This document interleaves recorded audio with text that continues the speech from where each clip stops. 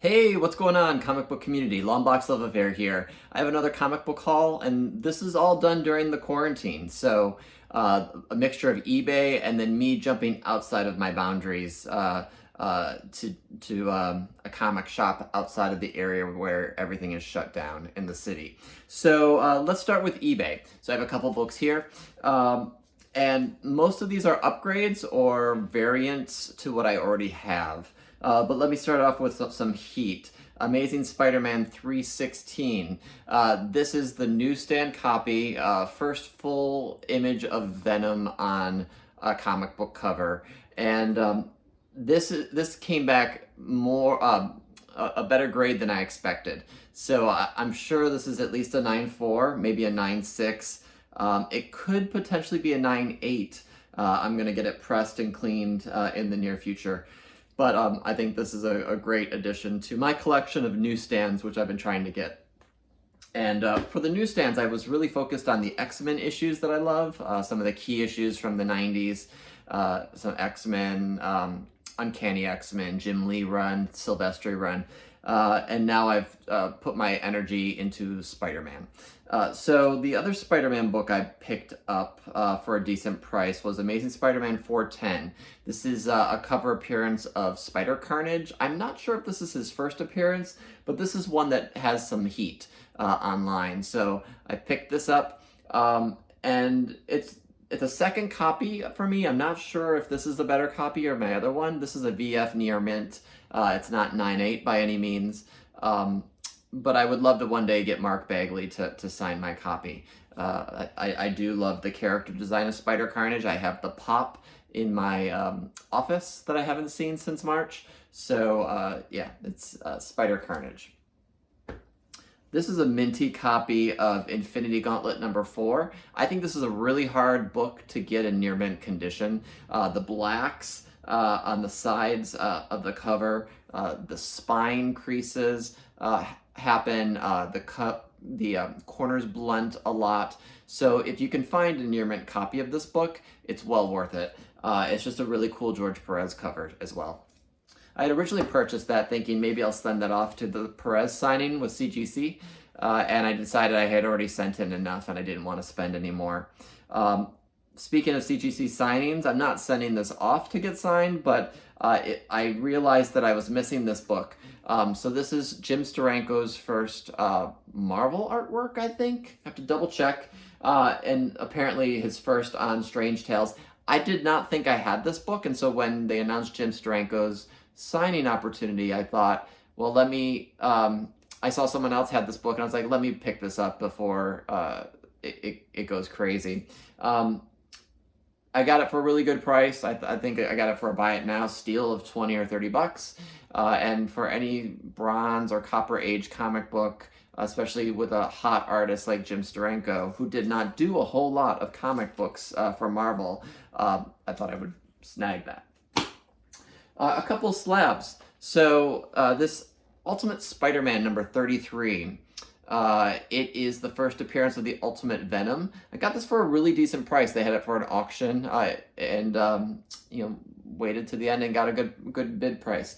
9.8. This is another one that I would think in the near future, Mark Bagley, I'd like to have a signature on. And one of the reasons I've been thinking about Mark Bagley a lot is because he was supposed to be here for our con in May, and I would have fast-tracked the purchase of these if I knew that con was actually happening. That said, it's only a matter of time until he comes back. I've never met him. I do have a signature on Venom Lethal Protector Gold number 1, but I had a buddy help take care of that for me. Spidey fan took care of that for me. So yeah, just really excited to have this in a super high grade. That is another hard one to get in near mint 9.8 condition because of the black on the cover. Another book I bought, this is a double for me, a double in the sense that I have another 9.8 of this in CGC. This is a CBCS 9.8 of Shadow Man number 8, first appearance of Master Dark. I can't remember how much I bought this for, but it was around 30 bucks. So this was cheaper than the CGC copy I bought on auction. It was going so low that I just couldn't say no. And I'm sure if any of you that buy books off of eBay see that in your own collecting, if something's going so low, it's hard to say no. It's a shame. So thought I'd pick it up. Not bad spec character, in my opinion, a villain in the Valiant universe in case they ever do any more movies. We will see. I'm not too hopeful on that. Next is what is this? An Instagram buy.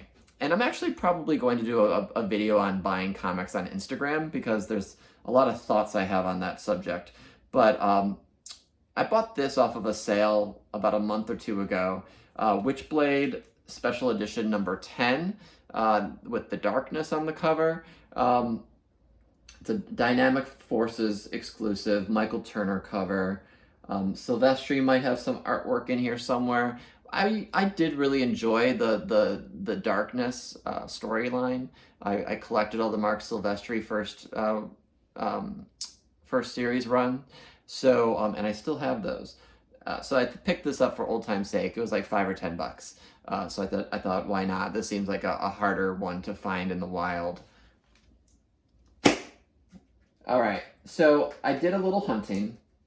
And I went outside of the perimeter of Washington, D.C. I went an hour and change into Virginia to a comic shop that was open and found some decent books, things that I didn't really need. And frankly, of the books here, two of the 6 that I bought I didn't have. So the other 4, I should say, are ones I had. But so, like, for instance, the Silver Surfer 34, bought it for $10. The return of Thanos to the Valiant universe, not the Valiant universe, the Marvel universe. Thanos had been killed in the Bronze Age, I believe, in Avengers, and so they brought him back for the Infinity Gauntlet storyline. So, love this book, love it anytime I can find it on the cheap for a decent condition as well. So this is probably near mint minus, I would say. Also at that shop, I picked up, this is one of the ones I did not have, the Black Flash, Flash 141. This book was hot a while back. You couldn't find it, but for $5, I said, why not? Just pick it up. It's a cool cover, in my opinion. I really like the art there. And it's a decent condition, only has maybe 4 or so ticks. Another one I didn't have was this second print silver cover of 265, Amazing Spider-Man 265. First appearance of Silver Sable. And I just didn't have the second print of this, so I thought I'd pick it up. They reprinted this around, I would say probably 1992 or 1993. But back in those days, I had very little allowance money to dedicate. I maybe had $5 to dedicate to comic books a week. And this was $1.25. And then, God forbid, this happened on a week then when you had to pick up Wizard, which was about $5. So sometimes you really had to make some tough decisions as a kid. I picked up another copy of this. I have one already, I believe. I still have it. It's Flash 21, but it's the newsstand. So it's the $3.99. It's a newsstand because it says $3.99, not $2.99, and it doesn't have any writing in this section of the barcode. It usually says direct or something of that sort. So I love this cover by Jason Fabok, however you say it, and just super cool. And it's one of these books that I'd love to get signed by him one day. The art is really amazing. And last up were 2 XMen newsstands I picked up. So Will Portasio artwork on these. I remember when I saw these on the newsstand. Uncanny 285 and Uncanny 284, actually. So part 1 and 2 of a 3-part storyline that went nowhere in X-Men continuity. Talking about Colossus's brother who was in some void running his own kingdom or something of that sort. And they did nothing with that storyline moving forward. Last up, I have a haul of comics that I bought off of someone, and they were it was a mix mash. I wasn't quite sure if I was really into what he had, so I pulled books that I thought were interesting, and I asked what he wanted for them. And in the end, I left I got these 9 books for $35. The book I was really excited to get in this, and I'll show it first, is Avengers number 10. Again, all these books for 35 bucks. This is a beater copy. This is beyond belief not great, but it's Avengers 10. First Immortus, is that how you say his name? Yep, Immortus, who is Kang in some history, or I'm not even going to try to explain it because I don't really quite know. There's writing up here, there's tanning around the border. It's beat, but it's an Avengers 10, so I'm excited to have that. Also just picked up Amazing Spider-Man 158, Amazing Spider-Man 76. Again, a beater copy, but it's better than the Avengers one. New Mutants 18 newsstand. Is this the first Demon Bear? Or maybe it's the first Warlock. I'd have to double check. Tales to Astonish 95. I got some cuts out of it here. Pretty decent copy of X Factor 19, the first Horseman of the Apocalypse. Submariner number 4. Figure he's starting to blow up. Might be worth holding on to some of those. Crisis number 4. Newsstand. And that's in decent condition. George Perez. And Amazing Spider-Man 257. So yeah, I just had pulled books that I was interested in from this seller, and the price he quoted me was $35, and I thought that was fair. I thought in my mind, I was like, maybe I'll do $30, but I was like, no, I'm getting some Silver Age books, and this was in there, so I was like, why not?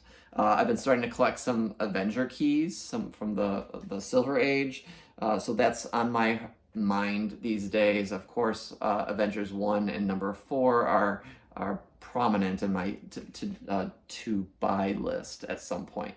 So that's my haul. I will be traveling in the very near future, much to my chagrin. I have to help move a family member from West Palm Beach, Florida to Chattanooga, Tennessee. So I'll be driving her for a day and a half, 10 hours or so, up I-75, I think it is, in Florida through Georgia. So if any of you know of good comic book stops, particularly in Georgia, because I'm not going to be stopping and leaving my aunt in the car, but if you know of any comic book stops in Georgia before Atlanta, or even in Chattanooga area, Tennessee, let me know. I'm all ears. Just trying to figure out what makes the most sense. I will be doing some hunting in Fort Lauderdale too. I'll be taking 2 trips down there to help pack and then ultimately to move. So I'll have some time, and I'll need some sanity to go hunting outside of the family time. So thanks for watching. Hope you've enjoyed this haul. If you're new to my channel, like this video by pressing the thumbs up. Comment down below or subscribe. Hopefully you sign up and subscribe. If you hit that bell, you get some notifications of every time I post a video, which is usually about once a week or so. Also, sometimes that laps, and sometimes that's